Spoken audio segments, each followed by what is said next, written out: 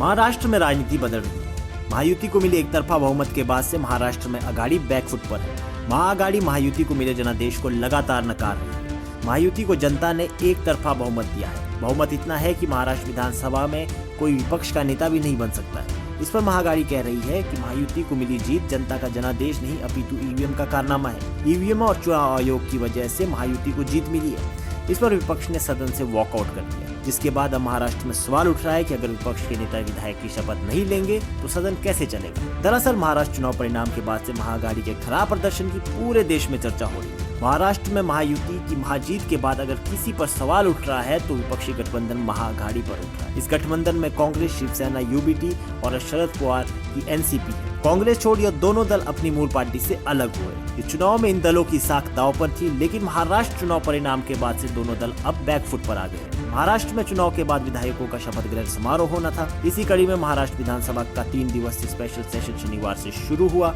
इस दौरान pro tem speaker ने सबसे पहले सीएम देवेंद्र फडणवीस, दोनों डिप्टी सीएम एकनाथ शिंदे और अजित पवार को विधायक पद की शपथ दिलाई। इसके साथ ही विधानसभा में सभी 288 विधायकों को शपथ लेनी थी, लेकिन इंडिया गठबंधन के विधायकों ने शपथ लेने से इनकार कर दिया। इसी के साथ उद्धव गुट की शिवसेना के विधायक आदित्य ठाकरे ने कहा कि हमने इसलिए आज शपथ नहीं ली क्योंकि हमें ईवीएम पर संदेह है, यह जनता का जनादेश नहीं है।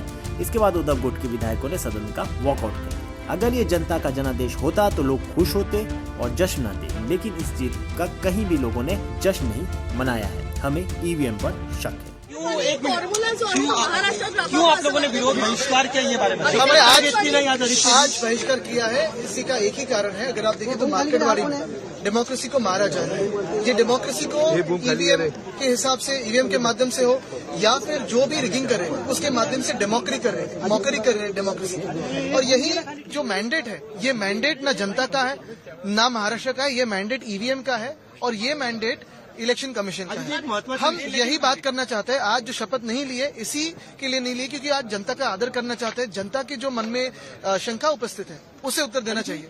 वहीं विपक्ष इस फैसले पर राजनीतिक दलों की ओर से प्रतिक्रिया आनी भी शुरू हो गई। विपक्ष के वॉकआउट पर डिप्टी सीएम अजित पवार ने कहा, आज विपक्ष ने वॉकआउट किया है। महाराष्ट्र में चुनाव हुआ है और लोगों ने हमें जिताया है। अभी वॉकआउट करने से कुछ नहीं होने वाला है। अगर उनको कुछ करना है तो चुनाव आयोग के पास जाना चाहिए। अभी आज जो अपोजिशन वालों ने वॉकआउट किया है, उनका कहना है कि ईवीएम के बारे में किया है, हमें पता नहीं। लेकिन आप जैसे मीडिया के लोग ही बोलते हैं कि कोई ईवीएम के बारे में हुआ है, कोई बोलता है और किसी कारण हुआ है। वैसे तो मैंने पहली दफा देखा है, चुनाव हुआ है, लोगों ने, वोटर ने जीत के दिया है और अभी यहाँ वॉकआउट करके कुछ होने वाला नहीं है। अगर उनको कुछ करना है तो इलेक्शन कमीशन के सामने जाना चाहिए। इलेक्शन कमीशन के तरफ से उनको अगर ऐसा लगा कि हमें न्याय नहीं मिल रहा है तो उन्होंने कोर्ट की स्टेप वहाँ जाना चाहिए। ऐसा उनका काम है, नहीं ऐसा उनका, उन्होंने काम करना चाहिए। बता दें कि महाराष्ट्र में 9 दिसंबर को विधानसभा अध्यक्ष चुना जाएगा। फिलहाल के लिए 6 दिसंबर को विधायक कालिदास कोलंबकर को विधानसभा विशेष सत्र के लिए प्रोटेम स्पीकर चुना गया था। उन्हें गवर्नर सीपी राधाकृष्णन ने राजभवन में शपथ दिलाई। आज उन्होंने अन्य विधायकों को शपथ दिलाई। 9 दिसंबर को विधानसभा अध्यक्ष को चुना जाएगा। इसके लिए पूर्व विधानसभा अध्यक्ष राहुल नार्वेकर और भाजपा विधायक सुधीर मुनगंटीवार का नाम चल रहा है। विधायकों की शपथ और अध्यक्ष के चुनाव के बाद 9 दिसंबर को ही राज्यपाल का अभिभाषण होगा। नई विधानसभा का शीतकालीन सत्र नागपुर में 16 से 31 दिसंबर तक चलेगा। मुख्यमंत्री देवेंद्र फडणवीस ने 5 दिसंबर को शपथ के बाद कहा था कि शीतकालीन सत्र से पहले नए मंत्रिमंडल की घोषणा कर दी जाएगी।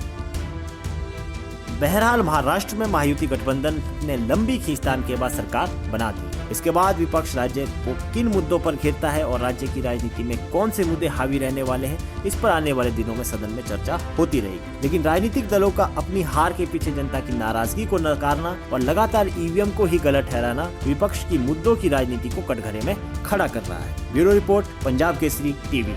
हमसे जुड़े रहने के लिए हमारे YouTube चैनल को सब्सक्राइब करें और नई वीडियो की नोटिफिकेशन के लिए बेल आइकॉन को दबाएं।